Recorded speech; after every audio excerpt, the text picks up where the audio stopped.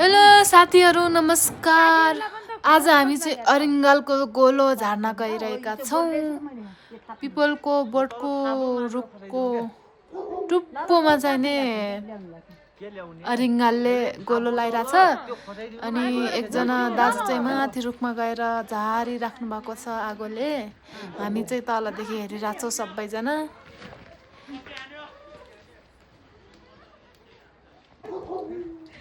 अलिकति खसिसक्यो तल, अझै आधा चाहिँ माथि रुखमै छ। अब हेरौँ अब अरिङ्गालको गोलाभित्र अरिङ्गाल छ कि छैन, दुःख मात्रै हुने हो कि कस्तो हुन्छ।